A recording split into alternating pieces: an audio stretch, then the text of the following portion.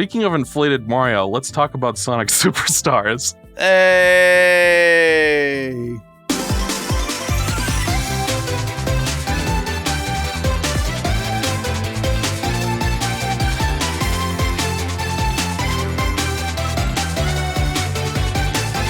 Because the animals in that game, some of them are big, and they remind... Big! I immediately thought of the race-swapped inflated Mario on that thumbnail. Yeah.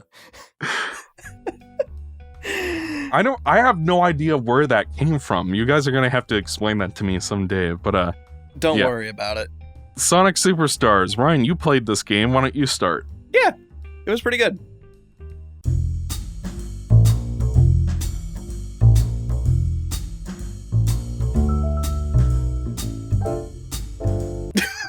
All right, and now that the end slide has ended prematurely, I did that joke again. Why don't you go into a little bit more detail, sir? Well, I guess I kind of want to get like a read, because Exo, you've played the game, right? I just finished it last night.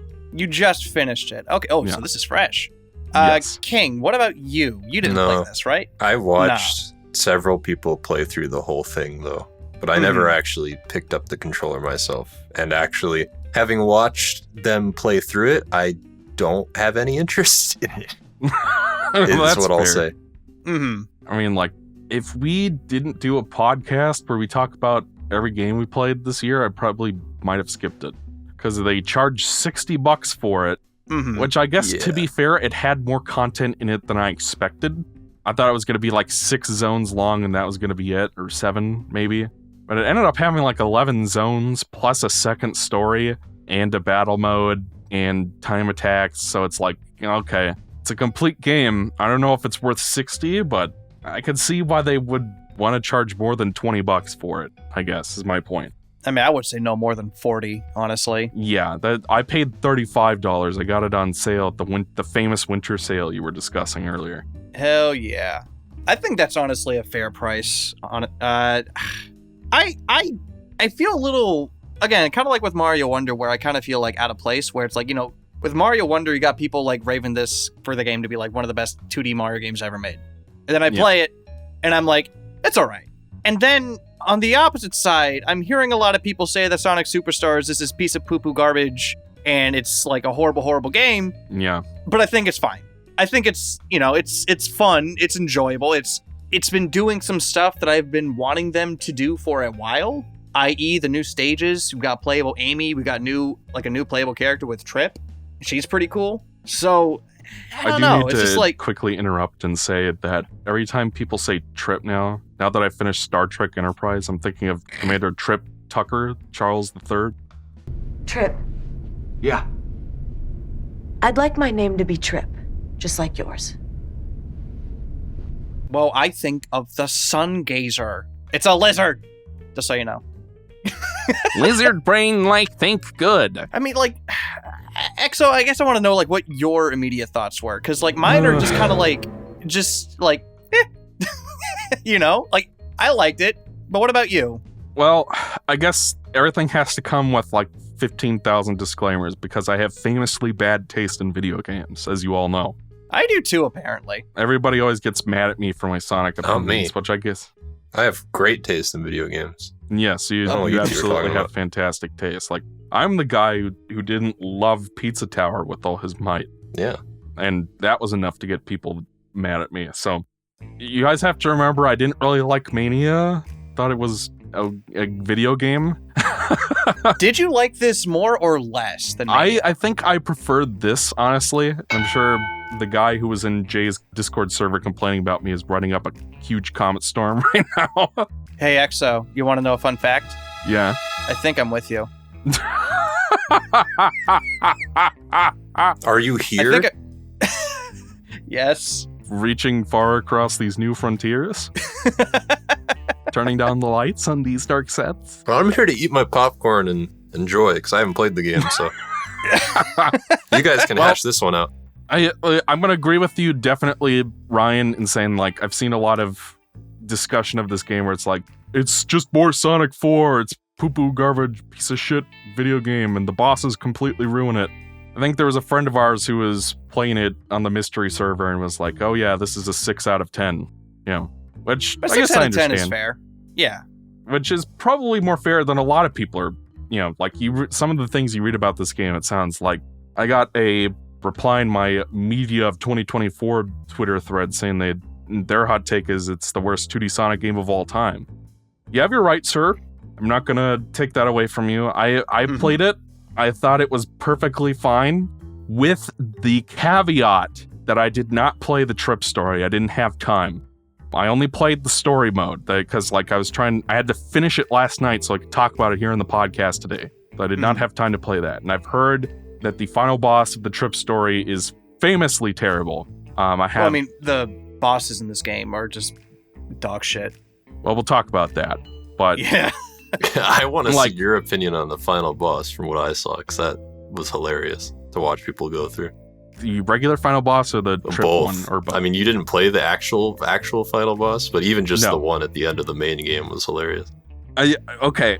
But number one, I think the controls were based on the retro engine. I think Mhm. they confirmed that because you could get crushed if your foot is touching a crush point or something. Mhm. So the controls are authentic, apparently. I don't care super much about that. I was totally fine with how classic Sonic played in Generations. I don't care if it's 1-to-1, but it seems to be pretty accurate for one thing. The game looks nice for the most part. There's some assets that look really polygonated, like there's like a circus level and everything in like the mid-ground looks really polygonated. Mm. Like the fence looks like it's made of like 4 polygons. It's not that bad, but it's like this game came out in 2023 and the oldest thing it came out on was like, the Switch? And Yeah. you can't make a grate for a pipe in the Lagoon City level that has more than 12 polys on it. The background in the Lagoon City level was pretty awful too. Yeah. But it's like, whatever. The game's colorful. It's vibrant. I think the character models look really good. Yeah. It's a nice 3D-ification of the classic characters. I'm going to say I think Mania probably looks better because, the sprite art style never gets old. And it's something that, is classic and stands the test of time. Mhm.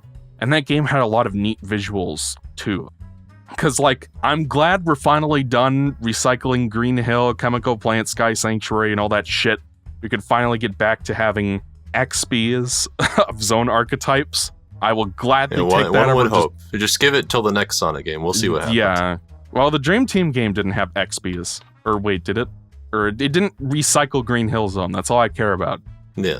I think we're finally moving past that, and I will gladly take XPs of zone archetypes over using the same shit over and over again. But at the same time, the new zones that were in Mania were way more interesting visually.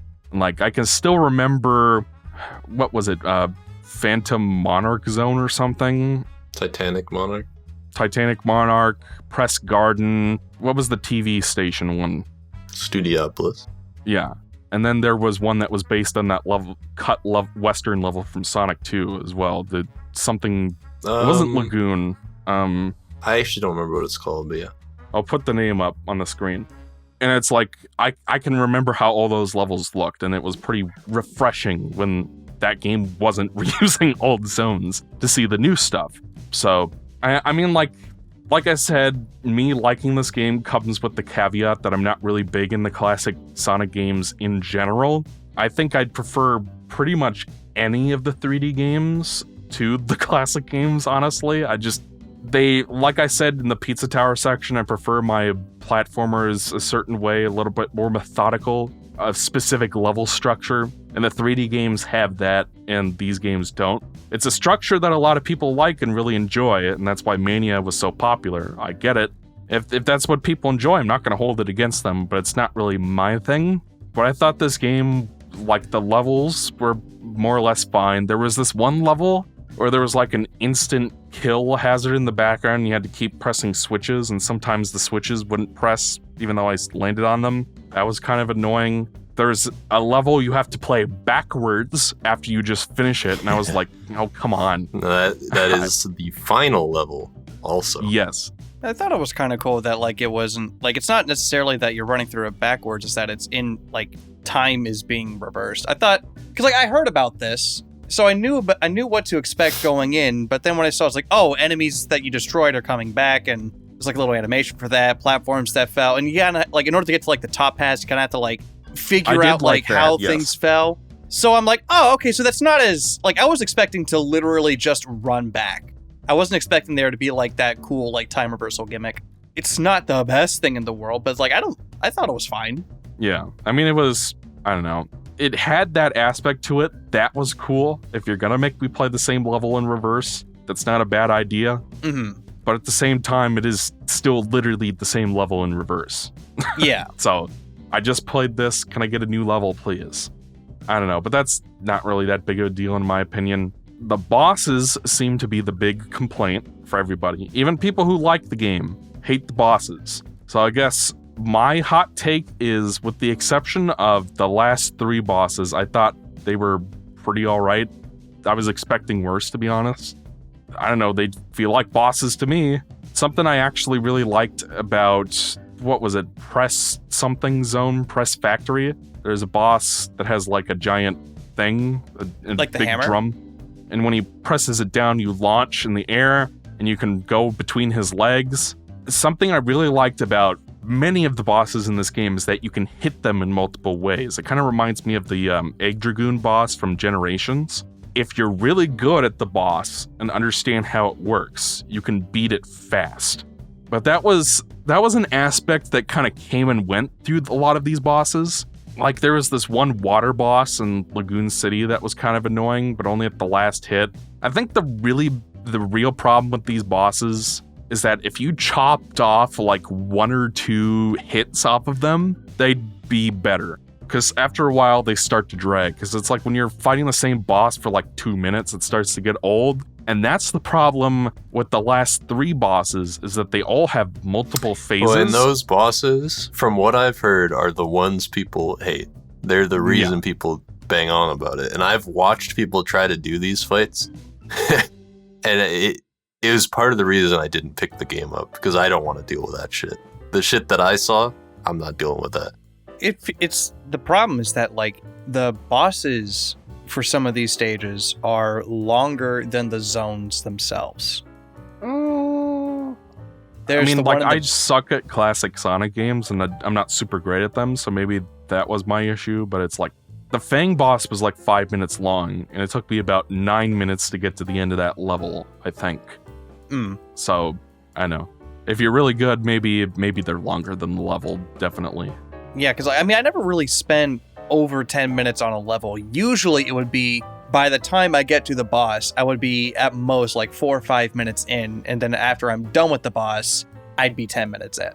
Well, my problem is that I have collectathon brain, so I'm always exploring, looking for shit. Even though there's nothing to find except medals and special stage entrances. I'll say this much about the medals. I appreciate that in the battle mode, like you can make your own little robot dude. And that is actually one of the bosses in the, like, it's the boss in the cyberspace stage. Yeah. Where it's like, if you want to make Metal Sonic will be the boss. So I thought that was a cool little touch.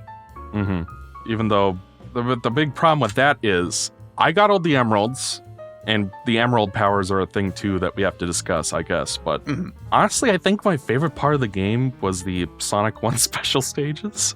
They brought those back for the bonus stages, and you can get medals in them. And I was just like, you know what? When you expand this and add a couple new mechanics, this is actually a fine little puzzle platformer setup. This is kind of fun. Yeah. I wouldn't mind a game that was just like 100 levels of that, honestly. Especially since they're really short levels. But it's like I got tons of medals, and I could barely afford anything. Like, I was looking all over the place. I did all the fruit levels, which were a thing for some reason. I kept going for special stages even after I had all the emeralds, and they give you 5 apiece. And it's like I couldn't even afford Metal Sonic after all that. So the game just seems to want you to grind constantly, which I guess if you're the geek critique and you really love this game and you play it for 100 hours, you can afford everything. But if you're just like, I would have much rather they did like concept art for the medals. That would have been more fun, because like I don't care about the battle mode. And it's like, oh, you Well, get yeah, to design a nobody boss does. for this one level from pre-baked parts. Okay. I would have much rather had like a sound test. Is that in the game at all? Is that like an unlockable for beating Trip's story or something? I don't think so. A lot of people were ragging on the soundtrack. I thought it was pretty good. I thought the T. Lopes tracks were better than the what's his face Jun Senue. Jun Senoi. That was kind of a thing though. It's like if you're gonna do Genesis style music, do Genesis style music. If you're gonna do Sonic CD style music, do that. But don't. It was weird that they had both. Mm-hmm. That felt kind of inconsistent.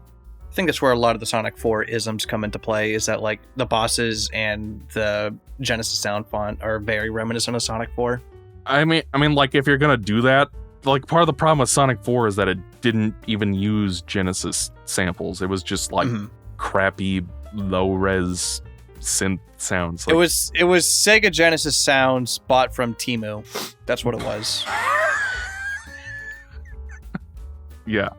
I knew that would get a tickle out of you, so I'm glad. I know, I thought the soundtrack was decent. I like the T. Lopes tracks better.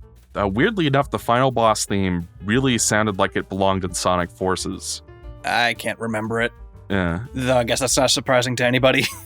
Well, I can remember it relatively well because I was on that boss for a while. Though I do have to note this. That final boss seemed like, oh my god, how the fuck am I going to beat this? Until I decided to use the blue emerald power. And then it just fucking rolls over and dies. And it's like, oh, I could use the emerald powers to end the bosses this whole time? That would have made my life so much easier. Yeah, I played through this game twice.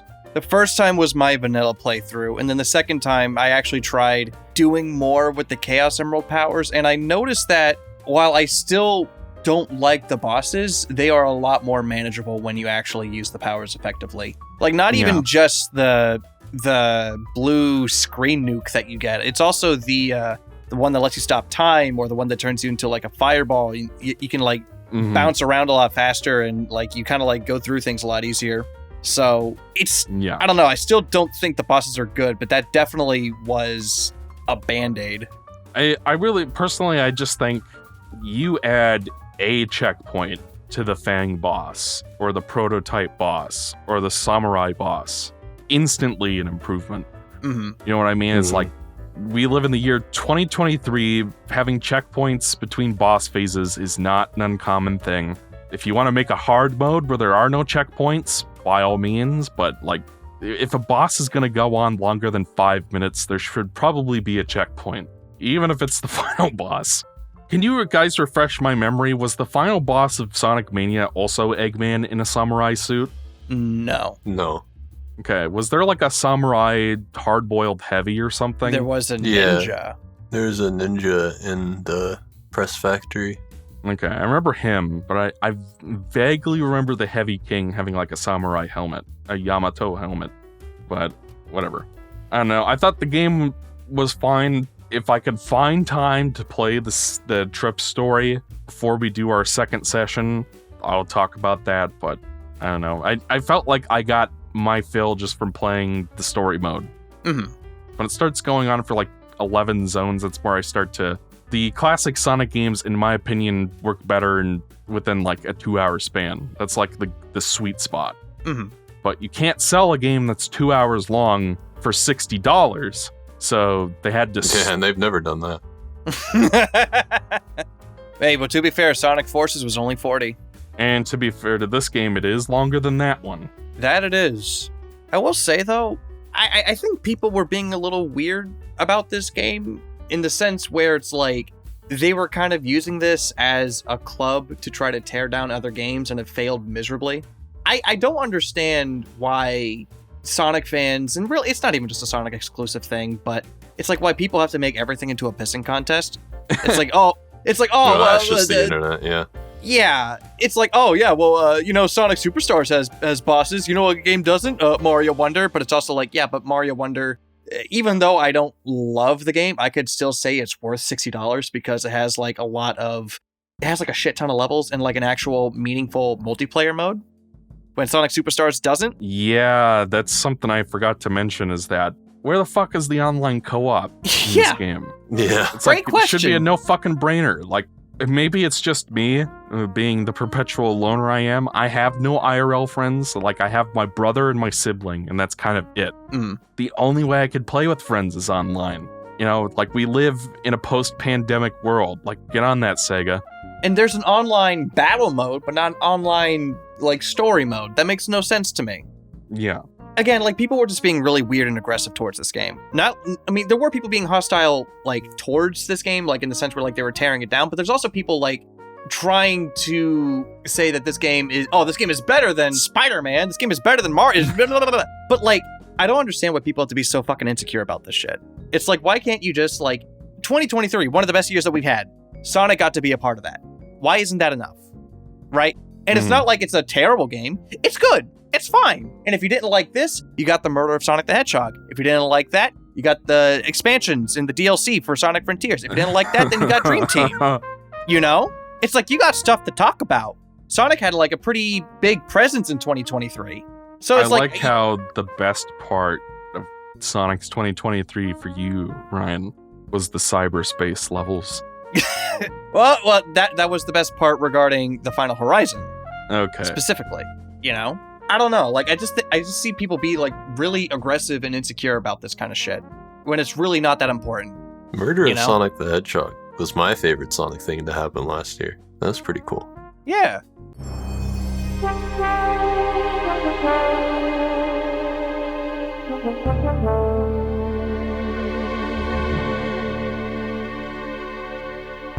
Well, do you guys want to talk about that one real quick? Yeah, I mean, Yeah. I can. It's just a little visual novel murder mystery thing. It's really cute. Have you played it, EXO? No, I haven't gotten to it yet. It's free, it's cute, it's short. It, Yeah. I think, benefits from being much, much more low-key. And so I feel like because of that, I think it has a good handle on the character writing as well. Especially because they don't have to do anything too high concept because it is just much more laid back.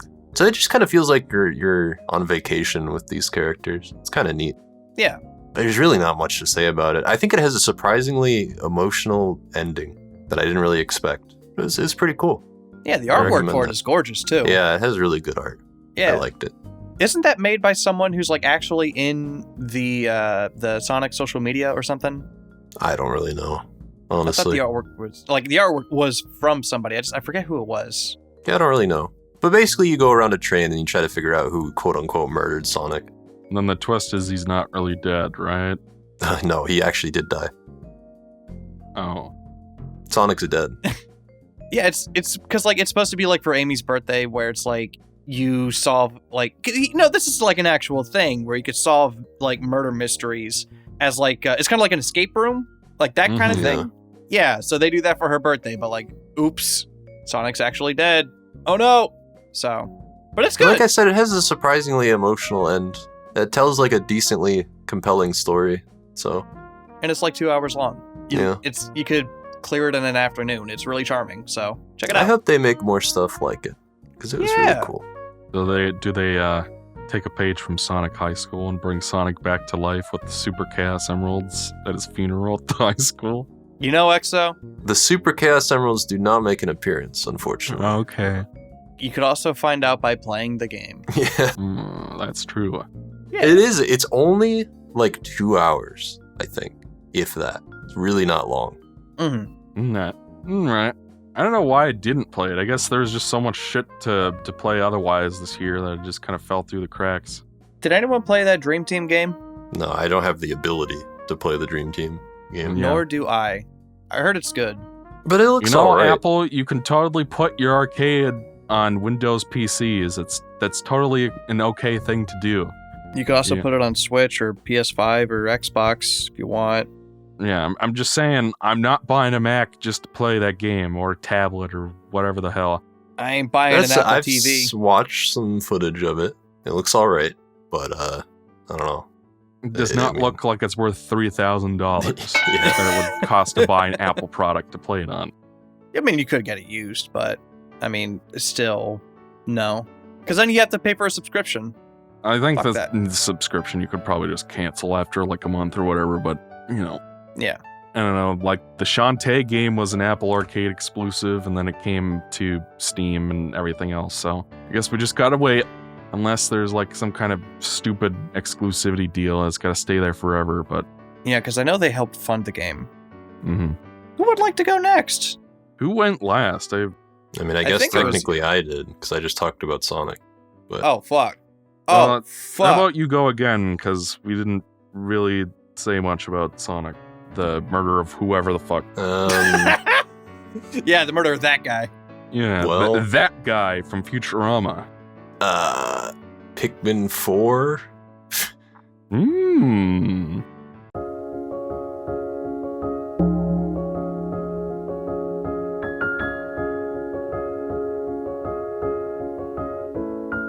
My sister played this. Pikmin 4 was my number 8 pick. I think the way that I describe Pikmin 4 is that, which is funny considering what I was talking about with Resident Evil 4 earlier, but Pikmin 4 makes it so that I never need to play Pikmin 2 again in my entire life. So that's the best I can say about Pikmin 4. It's kind of true in a way, yeah. If you don't know, I don't like Pikmin 2 very much. I think it is... I replayed it last year just to make sure. And yes, it still pisses me off a lot. You Not I'm only just does it picturing piss me that off, choke, but it is PSP much, used to have. much too long. So it is the worst of both worlds. And it only Would you- gets worse the longer it goes on, I believe. Would you say it's the worst one that Nintendo's ever done? Yeah, sure. So Pikmin 4 takes... Really, Pikmin 4 takes a lot from all the games, but it takes explicitly a lot from 2 in that it has caves, and some of those caves are directly pulled from 2. One of them in particular is. And I think that it just does everything 2 wanted to do much, much better than 2 ever did, while also incorporating a lot of the cool stuff from 3, like the challenge mode from 3, which is the Dandori battles or whatever in this one. Dandori. And Yep. it has all the Pikmin types in it, including the Ice Pikmin, which is new. And it doesn't feel too overwhelming because they only let you have 3 at a time. So I was kind of worried about that before it came out because I thought having so many Pikmin types, I'm like, well, you're only going to be able to draw out like 7 at a time or some shit. Like, Yeah. I think they found a smart way around that, and you can use more of them in the caves sometimes, which helps. And it makes the caves feel more exciting to go through. I think that the thing about 4, and the reason why I think it's probably my favorite Pikmin game, maybe, is that they really understand, I think, the appeal of Pikmin.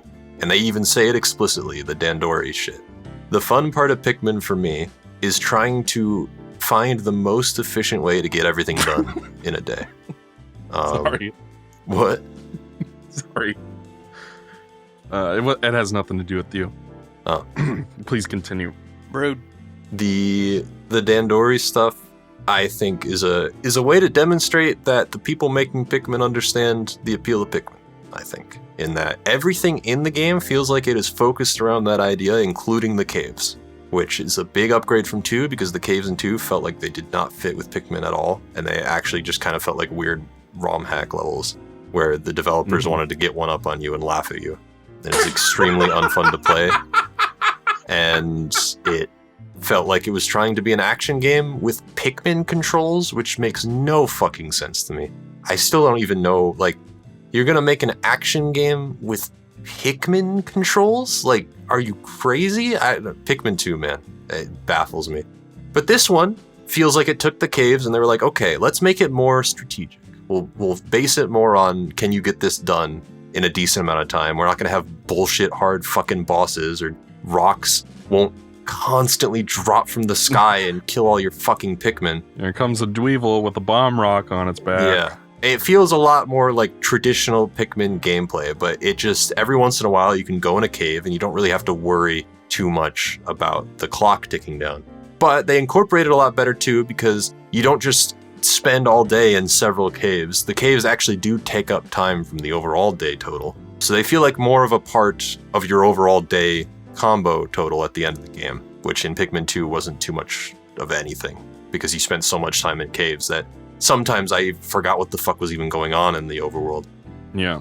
So the best I can say really is that I think that it takes the best of everything from Pikmin, except maybe the thing that I still think 1 has, where it feels like a lot more, I wouldn't say scary, but it feels a little bit more like has an isolated atmosphere that I like, that Pikmin never really returned to. But the survivalist aspect. Yeah. But still, I think 4 is just kind of an amalgamation of all the things that I like about Pikmin, and it gets the Dandori idea down that I've always liked about it. And I thought it was really cool, and there's a lot of cool modes in it. I don't know, it's just like the longest Pikmin, it has the most content. I don't know, it's just kind of my favorite now, I think. It was really impressive. So, yeah. Well, I, for one, played the entire series this year, minus the 3DS game that drops frames even though it's 2D. Yeah. Like, I can't even believe that shit. It runs at 30 FPS too, even though it's 2D. But we're not here to talk about the 3DS game. Was that game made by Unversed? Which game? The Hey Pikmin. Yes. Okay. I can say with all sincerity that Sonic Superstars is better than that game or Yoshi's New Island or whatever it's called. It's safe to say that Sonic Superstars is the best game that Unversed ever made, but that comes with a big old asterisk right there. Yeah, it's not... What was that? Ballina Awakens? What the hell is that game called? Balan Wonderworld! Yeah. Okay. Okay, Pikmin, the Pikmin series. Pikmin 1, solid game. Short, but I can see myself replaying it. Solid story, survivalist aspect, tone. Again, like King said, they never really brought that back. They sort of tried to with 3 with the juice, but didn't really... But I had so much juice, it didn't even... Exactly. It went off the screen. Like, I see why they got rid of the hard time limit, because, you know, it wouldn't have worked with the caves in the second one. And then with 3, it was kind of like... the fruit was probably about as good a compromise as they could have made until that fucker Louis steals it from me. I want that son of a bitch to burn in hell. I don't understand. Here's something funny to me. I don't understand, because Louis in 2 is just some funny dude, you know? But as the series went on, he became like a psychopath. Like, I don't know why, especially in 4, he's just like a villain, basically. Like, I don't know why they did that. It's interesting. Yeah, like, he's just a giant pain in the ass. I think they were implying in 2 that he was controlling the Titan Dweevil when he was trying to kill you, so well, he's always certainly been an makes asshole. sense in retrospect. But regardless, Pikmin 1 was good. Pikmin 2 I like a lot more than you do. I think at its height, I would call it a 9 out of 10, and at its low point, I would call it like a 6 out of 10. Like, the thing about the caves is, I like them as an endurance twist on the strategy gameplay, where it's like, you've got however many Pikmin you bring in, if you're lucky, you'll get some Bulbmin later on, and you've just got to try to conserve your resources and be smart about what you're doing. And, you know, you can get rid of the bomb rocks by just touring the floor before you have any Pikmin move around. You know, if you're careful, you can conserve your Pikmin. And that, to me, it was fun to a point. Once the caves start being like 14 floors long, that's where it gets kind of ridiculous. Like, the last 3 caves are all over 9 floors long. They all have a boss at the bottom, you know, and it's like, if you die, you lose all your treasures, and you got to do everything all over again. And you know what else? If you don't bring the right Pikmin, you can't get all the fucking treasures, which is infuriating in the last couple caves, where there are specific floors that require a certain amount, like a non-insignificant amount, like 20 or something, blue Pikmin. Like, you need blue Pikmin. If you don't have enough, then you're just fucked. You just can't get it. Yeah. At the end of like a 14 long cave thing where you have to do it from the beginning if you fuck it up. Like, the saving grace there are the geysers to leave, and you saves all your treasures. And you don't have to bring all your Pikmin to the exit hole. Yeah. So, which means on but some there is floors a you could configuration. There's one room, I remember tweeting about it. There's a room configuration that can go to fucking hell, where there's a tree stump and some water. That is the worst room configuration in the game. I can't believe it even exists. Is that the one with, like, the 2 cannon fish that are, like, blasting at you while you're on this log? And some wollywogs and stuff. That room Jesus. can go to hell, as far as I'm concerned. I abused the fact that it saves between every floor to my advantage. Mm-hmm. But you basically have to. And if you get a really, really bad room like that, then you just kind of have to re-roll it. Because, like, I'm not getting through that shit. I thought Pikmin 2 was good until it wasn't. It's pretty much my review. Pikmin 3 I really enjoyed, even though it was short. Mm-hmm. I like Pikmin 3 as well. It was short Yeah. but sweet. Yeah. It's always fun to go through. I think it has fun multiplayer as well. I played it with my girlfriend. I was introducing her to Pikmin. Mm-hmm. And that was fun. The multiplayer is actually real fun. My biggest problem with 4 is I wish the multiplayer existed, because it doesn't. The multiplayer is like Super Mario Galaxy multiplayer. Oh yeah, that's right. Because you have Ochi, so you can't. Well, Ochi can still throw Pikmin and stuff. I don't know. Yeah, I mean, not too much to say about 3. I hate Louis. I want him to burn in hell. But other than that, the game's good, and the final dungeon was interesting. Did you do the challenge mode stuff? Or the... I think I did. It was like an Olimar story mode where you That was in gold. Deluxe. That's sort of... Those are based on the challenge mode stages that were in base 3, where it's like the Dandori challenges in 4, Yes. Yeah. but they're just a side mode in 3. And that was one of my favorite parts of 3, is those. Oh, we need to talk about fucking Shacho, the president. Yeah. That guy is a motherfucker. The president's my favorite Pikmin character. I hope he returns one day. He's hilarious. He is funny, like, especially when he has to hide under a bridge to avoid debt collectors from Yes. Hakatate loan sharks or whatever. He's my favorite part of Pikmin 2. And I think The story of his Pikmin wife, 2, I think, is probably the best part of it. I think it's and fun. he has a wife that looks exactly like him, except with, like, makeup. Yeah.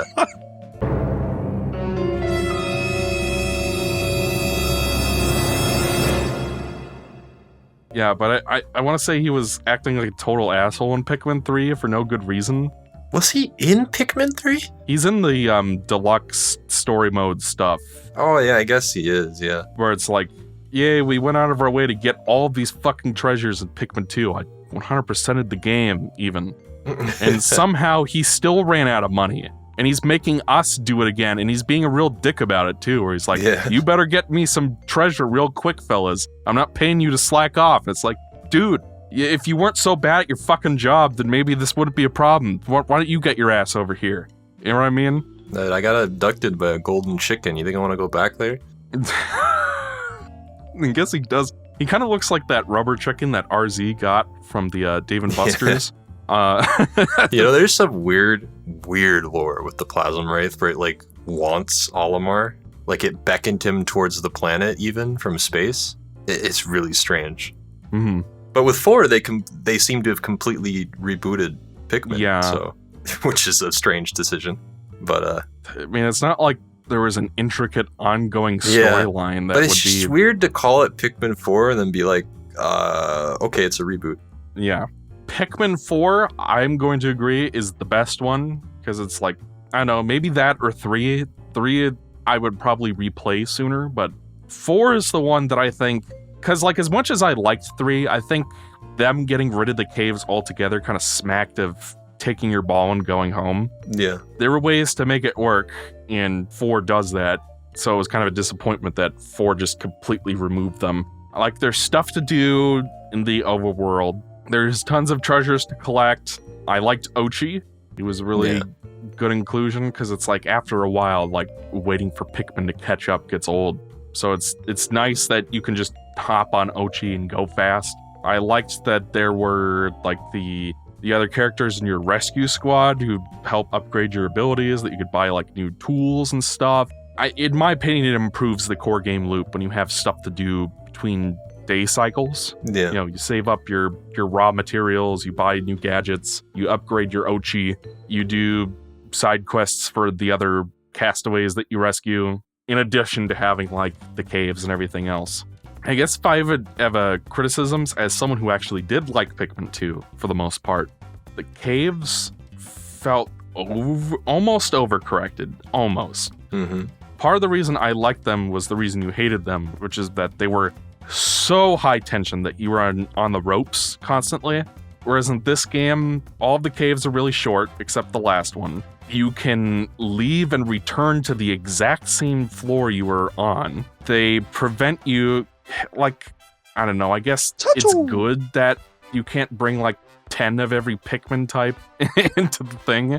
But at the same time, I sort of liked, I know, it's stupid. Never mind. I think they could have been harder in 4 on account of the fact that it isn't janky as fuck. That's part of the reason I don't like them in 2 is because they expect a lot from you when your Pikmin are fucking idiots. Yes, when the fuckers are literally walking through water to try to get to you. Yeah, so like it makes, to me, the problem with 2 was always that, I'm a fan of like Crash 1. I certainly don't mind some challenge, but like... Sure, yeah. Pikmin never felt designed to be that way, ever. Like... It did not feel like it was ever built to handle something like that, and so when you're in Pikmin 2 a lot of the time, especially near the end of the game, they just ask some ridiculous bullshit of you, I think. Considering what control you have over the Pikmin and how stupid they are often. If a game controlled more like Pikmin 4 does, I think that I'd be okay for it to dial up the challenge a bit more. Mm-hmm. Certainly. Yeah. I enjoyed it. I guess if I have any criticisms of it, it felt like towards the end game, it's like play the Olimar side quest, which is like a mini remake of Pikmin 1. Mm-hmm. I mean, and that was kind of cool, but you got to do that to unlock like a super Dandori hole, and then you have to do like 7 or 8 floors of that. I can't remember. And then they finally give you the damn purple onion. So you can grind purples, so you could pick up that gold bar in that one level, and it's just like, we did this shit in Pikmin 2, and it sucked there, why are we doing this again? It's like, you don't have to grind purples the way you did in Pikmin 2, at least. Yeah. But if you don't grind them, then you have to go play that Super Dandori hole. Mm-hmm. And then you still have to actually make 100 of them, so... it's something I'm looking forward to. This is really random, but... My girlfriend, I kept the water wraith a secret the entire time. When she finally got there in Pikmin 2, it's the most scared I've ever seen her play a video game. And it was glorious. I soaked that all in. But she doesn't know that the water wraith is also in 4. So I'm very excited to get her to play 4. You want to talk about high tension? That'll do it. Which is funny, because the water wraith in 2, I don't know if I just got really lucky, but I never really struggled that much with it. I think and at in one 4, point it's he even got easier. stuck in a pipe on one of the floors, and I'm like, good, now I can take my time. Yeah. I can see why, though, he's so iconic, because... Yeah. Especially if I was like a kid, I would not have handled that very well. Yeah, I probably would have shut the game off and hid under a blanket. That was Pikmin 4, it was really good. Yeah. So what else do we got left, fellas? Or are we going to cut things off for the day? Talked about a lot of games. That we did. There was like Bomb Rush Cyberfunk was pretty cool.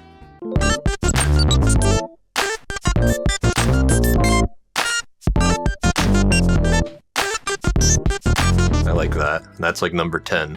I'm trying to avoid talking about the games that were like top 5, even though I did talk about Resident Evil 4, but Bomb Rush Cyberfunk was pretty cool.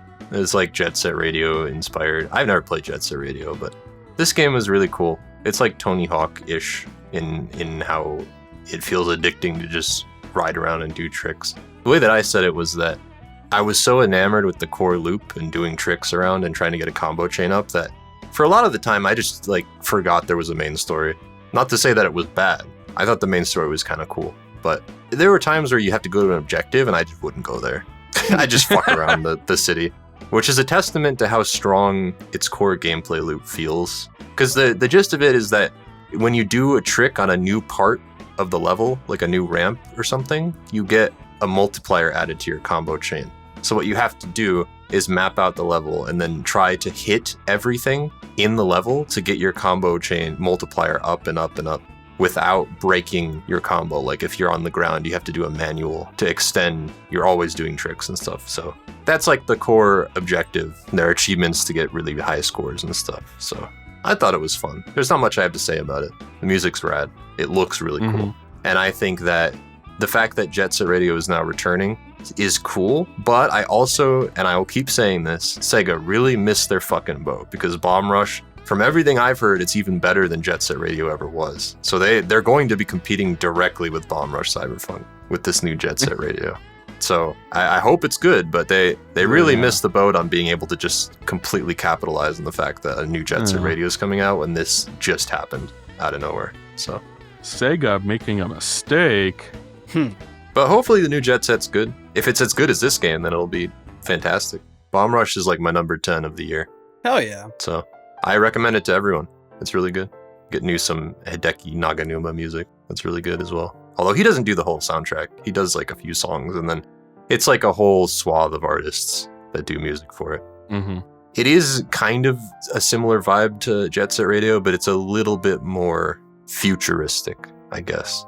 More like cyberpunk, I would say, than like Can you Jet give Set Radio yourself is. both tits and a penis like Cyberpunk No, but, like, 2077? But like the premise is that your main character's head gets cut off and replaced with like a robot head kind of thing. You know what I mean? But it's really cool. I like it. Oh yeah. Now, Ryan, I've noticed a suspicious absence of anime RPGs on your games you played this year. I mean, that is what a Ryan game is. I thought that was not what you said a Ryan game was. What You did said I forgot. You said it was like, it's a game that's like really flawed, but like it's also kind of cool, or I don't know. You had like a weird thing that you Those are described it as. masterpieces. That's what I call those. You described, I don't know. There's like an episode where you described in detail what a Ryan game was. Now I have to figure out where in the hours of footage we recorded this year I said that.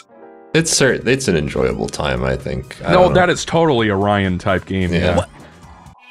Excuse me. Like, this is a Ryan type game, right? Where it's kind of messy, and there are parts of it that work and some parts that don't work. And that is totally what Crash Twinsanity is. It's a messy game that is pretty fun. Okay. That's a Ryan type game.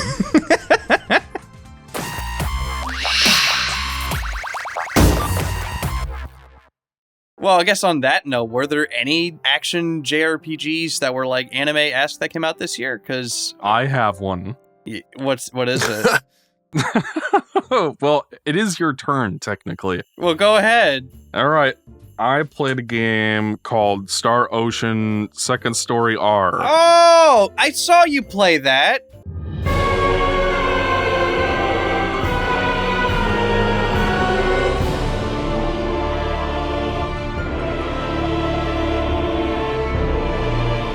That game looked really good. I got several people tell me that I should have played it because it's apparently good.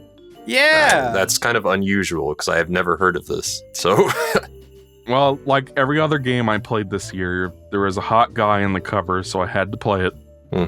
And for the record, he's 19, so he's legal. Okay, so the game, like I said, 400 episodes of Star Trek last year.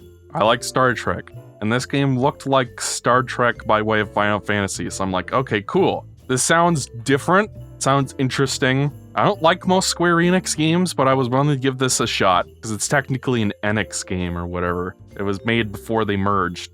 Actually, I think they only publish it. The company's called Tri-Ace. They are the people behind it, I think. Yeah, Tri-Ace. Fun fact about Tri-Ace. They were the people who made the very first game in the Tales of series, Tales of Fantasia. And then they branched off and formed Tri-Ace because Namco was being fucking dumb. But at any rate, I guess if I have any disappointments with it, right? I haven't finished it yet. I'm about 10 or 12 hours in. I'm going to some ruins to get a power source with a cat boy. If I have any disappointments with it up front, it's that the sci-fi element doesn't seem to extend that far, because it's basically the plot is the main character, Claude, gets teleported to a planet that doesn't have technology or space travel or anything, so he's bound by the Prime Directive not to reveal anything, because like it would alter the trajectory of this planet and the history and development of it if you were to reveal like the existence of aliens or space travel or anything like that. And he makes friends with the other protagonist. Her name is Reyna. She's like a little blue-haired Sylvan elf type character. And the plot is this meteorite hit this planet, and ever since then, monsters have been showing up. And Claude doesn't have any other leads on how he's going to leave the planet, so he's going to help Reyna investigate this meteorite, and things kind of go from there. So the sci-fi stuff is mostly at the beginning, at least as far as I can tell, and then the rest of the game takes place on this planet, and it's more of a traditional JRPG type thing. As far as what the core gameplay is like, closest thing I've probably played is Tales of. I wonder why. In the sense that it's basically like a more of a beat 'em up type combat system where you run around a square arena and hit things with their sword. You could swap to different characters and use their moves to heal and stuff. You can order your party members to target one specific enemy or to spread out. And kind of like Tales of Exilia, they're like how the leveling up works is you level up, you get points, and then you spend it on specific combat abilities that you can upgrade. I remember Tales of Exilia having like a Crystarium grid type thing. I don't know. I played that a while ago. So many RPGs do, I feel like. And obviously Final Fantasy 13 did the same thing. The game also has a bunch of other item creation type ability things, like you can upgrade your weapons with elemental gems, you can create new types of healing items from herbs, you can cook things just like the Tales games. They work the same way. Like, well, actually, no, that's not true. Only some of them work like that. Because like in Tales, it's like you eat a thing and then you heal a little bit, and then there's like a lingering effect that goes on for a few battles, if I remember right. So there are some items that work like cooked items that work like that. Most of it's just like better healing items. And you know, it's like, it's a simple combat system, but I found myself really getting into it after a while because it's kind of like, they make it easy to switch between characters and do certain things. And like Reyna is surprisingly good for melee as well, even though she's the healer. So if you get yourself into a good rhythm where everybody's healed up, you can switch to her and start punching away at things. And then all of a sudden, all the characters are punching away at this one enemy and it drains their health bar quickly. There's a system similar to Xenoblade. The way that the encounters work is they're like these little enemy avatars on the map. And if you touch them, you go to a battle. If you get multiple of these enemies chasing you at once, they have like the little red link things from Xenoblade 3. Mm-hmm. And then you do as many battles in a row, and then you get like bonus experience for that. So it's a way to level up quickly, which I appreciate. You know, it's like a risk reward thing. You got to beat all of them without dying, but you get like an insane amount of experience if you can do it. There's a recruitment system. So like you can have up to 8 characters, I think. And I think Persona came out before this game. I want to say the first Star Ocean also came out in 1996 for the Super Famicom. I don't know if that or Persona 1 came out first, and if Persona 1 even has social stuff in it at all. I played a little bit of Persona 1 for the PSP, but I don't really remember it well. It just seemed like a dungeon crawler type game. Mm-hmm. But in Star Ocean 2, at least, you have like, it's called Private Action. Whenever you go to a town, you go to basically a social mode, and then you could talk to the other characters and have little fun cutscenes with them and level up your friendship level, which is kind of like Xenoblade as well, I guess. And yeah, there are a lot of systems in it, a lot of things to spend on, so it's kind of like, at first it felt kind of overwhelming because it's like you've got a list of 12 different IC item creation specialty things to level up and super specialties and the battle skills, and you've got all these points to spend, and you've got like 8 characters you got to upgrade individually. But once I got the gist of it and got into it, the core game loop started to really rope me in. And the only reason I kind of stopped playing it was so that I could finish Clive and Wrench and Sonic Superstars for this podcast. So I'm enjoying it, and if I'm enjoying it, that means you guys probably will too. It's more of a classic type RPG. Yeah, it's, if I remember right, I think it's you might have said this. It's like a remake of a 1998 PlayStation game. I forget if that one ever even came to the West. I remember there was one that got stuck in Japan that for was a the while. first one from That 96. was the first one. Okay. Yeah, so Star Ocean 2 was the first one released in the West. Yeah, you know they But then remade then the they first Star immediately Ocean. made a sequel to it for the Game Boy Color and made that Japan only. So Yay! it's fun. And I'll probably check out some of the other ones too, because they also have hot, age-appropriate men in them. So we'll see if how I feel about it. The only thing is that this remake seems to have a lot of quality of life improvements over the original and the PSP version that aren't in a lot of the previous games. So I'd be curious how I would like those compared to this, because it seemed like they went out of their way, kind of like with Pikmin 4, to make this a really accessible entry point for Star Ocean. That's just how it comes across to me, because it's got like the modern style tutorials where like, you've come across a new system. Here's 2 tabs of information worth about this system. You know, it has those, which I'm going to imagine the original did not. So, I don't know. We'll see where I go from here if I have finished the game, which I probably will. It's good.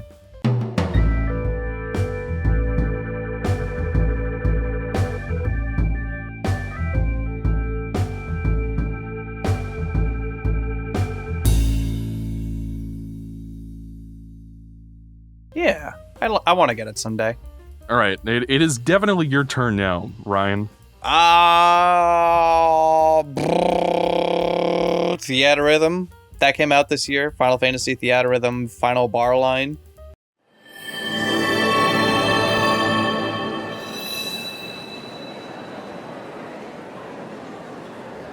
Love that I name. played a bit of that. Yeah, I don't know if I'm a super fan of these games, but like I like them. Yeah, they're all right. Yeah. I like them.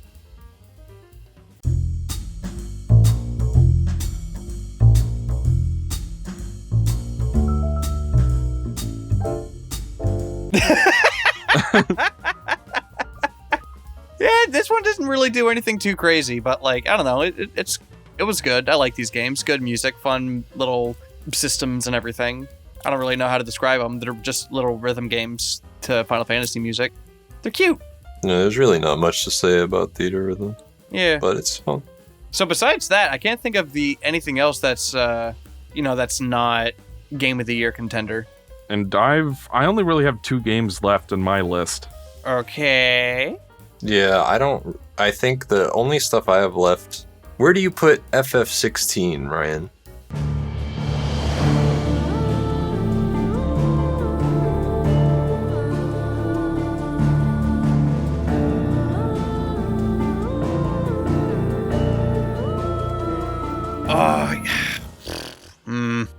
That's the problem, is that like I didn't play enough of it. I've gotten a few hours in, but not nearly enough. Okay, so I could talk about it and it wouldn't be like a huge thing. Yeah. Yeah, okay. I could probably talk about FF16 and then maybe we could just save the rest for another part. Okay. Squeeze hole. There are squeeze holes in FF16, isn't that great? FF16 is my number 6 of the year. I think that it's awesome. I think what I've played was really, really good. You know, I don't think you would like it, XO. I'm just gonna be honest with you. I don't think you would like it very much. But That's probably a fair assumption. You're usually right about these things. You know, I mean, who knows? I don't know. But I just get the impression, maybe. What was the last game you said that about? You're just like, there is no... Oh, it was Final Fantasy 14 is what you said that about. Yes. which That we one I still know for sure. You'll get past Realm Reborn. we have And that's to, the thing we have is to do that it. the same studio who makes 14 made 16, and you can kind of tell in the way that the game is structured that it is a lot of the same people made it. So Because- Yoshi P was behind this? Yes. The way that it's structured is that there is a part of the game that is quite slow and based on story and world building and lore and stuff. Okay. And then there's a part of the game that's like a Devil May Cry action game-ish, but more of an RPG. And you spend a decent chunk of time doing both of those things. So if you don't like one part, that is like half of the game. If you don't like the other part, that's also like half of the game. So I guess the thing about it for me is that I liked both parts of it a lot. I think that the world that they set up is really interesting. It's like dark without feeling oppressive. Like it has like the goofiness of Final Fantasy, but in like a more apocalyptic tone that's a little bit more dire than you usually get from Final Fantasy, which I appreciate. But I don't think it ever goes the whole 9 yards and is depressing. I wouldn't call it a depressing game, but it digs a little deeper on some hard-hitting issues that we face, existential. I think it's quite existential, especially near its end. I like the themes that it's tackling, and I think that its characters are really compelling, especially Clive. And I think that Clive being such a compelling character is maybe why I was so invested the whole way through to see his journey. Because it's kind of like you follow him from when he's a boy to when he's a bit older in his 20s maybe, to when he's like even older, maybe 30, 40s, I don't really know. Is that the guy with the 5 o'clock shadow on the cover? Yes. Yeah. That's Clive. Okay. And I just find his journey really compelling as a character. I think it's cool. But I also think the world in general, the strengths of the 14 team shining through with some good world building. I enjoy being in it. I think there are some really nice looking areas and some great music. Soken, who composes 14, is composing this. And he's just one of my favorite artists in terms of music. He does really well here. And I think that the boss fights are probably the highlight of the whole game. Some of the best boss fights I've played in a hot minute. They gave me the same rush of spectacle that something like Metal Gear Rising would give, but with a little bit, maybe even more spectacle than MGR could ever go for, because it has like the Final Fantasy budget. So they could just do some crazy ass shit. It was really cool. I think the combat system as well is maybe not as intricate as something like DMC is. And I keep bringing up DMC because some of the people who worked on DMC worked on this combat system. Like I think the DMC combat director was on it or something. Yeah. So there are a lot of similarities in terms of like there's an enemy step or like there's aerial combat, that the way that the lock on and all that, the way that your moves generally work is kind of like it works in Devil May Cry. But the thing is that you have the cooldown system that you'd expect from like maybe an action RPG, where when you beat an icon, which are the summons, you get a new ability set that you can kind of mix and match. It'll change your core abilities. One of them's like kind of it's not really like a grapple hook. It's more like Nero's arm in DMC4. It works a lot like that actually, where you can pull people towards you, or like there's scripted sequences where you can pull a boss down when he hits like half health with Garuda's ability. But there's a bunch of abilities like that which change up your core abilities. And it's not a very difficult game, but it's like a very satisfying feeling combat system the whole way through. And like I said, the bosses are fantastic. So I just think that it's a real rad Final Fantasy game. It's cool. I did not get very far in this game. I got to the part where you beat Garuda, and you get the wind elemental thing. And when I got that, I'm like, oh, so like that's when I understood like what because like for a while the combat felt a little basic, but then when you get the wind or the Garuda, what are they called? The icons. The icons, yes. That's when I understood, like, oh, okay, so this is what the game is trying to do. So I need to play more of it, but what I've played, I've really liked. And I also, like, not to use this game as a club to beat down, like, the recent God of War games, but, like, I think I really don't want to do that, but it's also hard not to. Because when I hear, oh, God of War's coming back, it's going to be more story-focused, fine. But, like, what I didn't like about the 2018 game, I don't really know much about Ragnarok, but with that one... It's pretty much the same type of game, yeah. Like, the scale and the over-the-top, like, set pieces and everything like that, it's not there, right? And you could argue maybe it wouldn't fit, but I think 16 shows that, like, yeah, you could make it work, you just have to know how to do it. And also the combat is, like, leaps and bounds better. It also helps that, like, the camera actually pans out, so you're not, like, looking over Kratos' shoulder for the entire time when you're fighting. You don't have, like, a little kid screaming in your ear the entire time. Behind you! Behind you! Yeah, it's not a comparison You're I've on ever fire, drawn, Kratos! It will pass. It is kind of interesting. I've never even drawn this comparison, but I guess I probably like this more than the new God of War games, and I like the new God of War games, so... I guess, like, if the new God of War games were more like 16, I would be much more favorable towards them, but they're not. And I guess that's like playing 16 made me realize oh, so this is why just another reason why the God of War games or the newer ones, they don't click with me. It's because they genuinely don't even feel like God of War. They feel like something else entirely. It's this is the kind of scale and the combat and again, the over-the-top set pieces and the scale and everything. It's just this is what I've been craving. And I want to see what else this game has because I hear it gets way crazier. And I'm excited to see where it goes. So, yeah, that's really all I have to say about it for now. I like Clive. And I like the dog. Yeah, Torgo's cool. Exo, put up a picture of the dog. Thank you. Might not be the dog you're thinking of, but is it it'll be a dog. Is it the dog Happy Meals? You remember that? What? The dogs with the big nose. What? No, I don't even know what you're talking about. Okay, What? hang on. Let me see. This might be a poll. Hang on. I'm looking this up right now. I do need to on this topic. What the fuck is going on with the McDonald's tie-ins these days? I don't know. I haven't seen a McDonald's tie-in in ages. I don't even know what they do anymore. For a while, they had the Sweetie meal, which is based off a rapper or something. This. Then, those look vaguely familiar. Oh, I remember these. Yeah! The dog. The dog. I love these things. Oh, shit. Yeah, look, here's a Happy Meal. I wasn't crazy. The dog. 2004, fucking almost 20 years ago. Yeah! Happy 20th anniversary to The Dog. The dog. So, how many games do y'all have left? Because, hang on, let me... Well, I mean, there's miscellaneous stuff I don't really feel like talking about. So really what I have left is we already talked about Zelda, so we don't need to talk too much about it. Yeah. But I get Zelda and and are all that's my top 4 or 5. So We already talked about Zelda. Story of Seasons. I'm still not convinced that's a real game. My brother in Christ, it's a real game. even I've heard of Story in Season. Do you not know what Story of Seasons is? It's like a game for the 3DS that Haydox reviewed 10 years ago. It's Harvest Moon.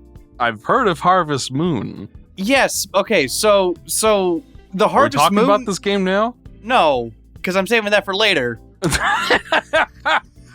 But the Harvest Moon that is a different kind of Harvest Moon because of weird legal trademarks and copyright bullshit. So the people who made the good Harvest Moon games had to change their name to Story of Seasons. Mm-hmm. And so whenever they remade their older Harvest Moon games, they renamed them from Harvest Moon Friends of Mineral Town to Story of Seasons Friends of Mineral Towns. There was a game on the GameCube called Harvest Moon A Wonderful Life. It got remade this year into Story of Seasons A Wonderful Life. Is that the Harvest Moon game where they discover the true meaning of Christmas? No, it's the Harvest Moon game where you have a kid.